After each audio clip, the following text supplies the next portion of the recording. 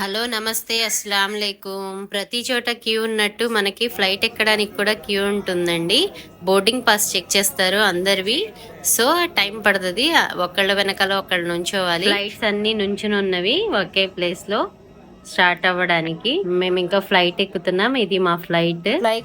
ఎక్కేటప్పుడు గుయ్యమని సౌండ్ వస్తుంది బాగా.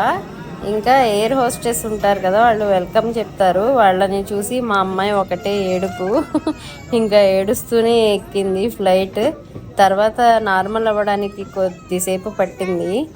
ఫ్లైట్ జర్నీ చేయడానికి చాలా భయపడ్డాం, కానీ మాతో పాటు ఉన్న వాళ్ళు ఎవ్వరు అసలు ఫేసుల్లో భయం లేదండి. అందరూ నార్మల్ గా ఉన్నారు. కానీ ఏ టర్బులెన్స్ ఉన్నా, ఏ ప్రాబ్లం ఉన్నా కూడా వాళ్ళు ముందుగానే అనౌన్స్ చేసి చెప్తున్నారు. ఇంకా మాకు ఇచ్చిన సీట్స్ చూసుకుని మేము కూర్చున్నాము. చిన్న పాపే కదా, ఇంకా విండో సీట్ ఇష్యూ రాలేదు. పెద్ద పాపే కూర్చుంది విండో సీట్ దగ్గర.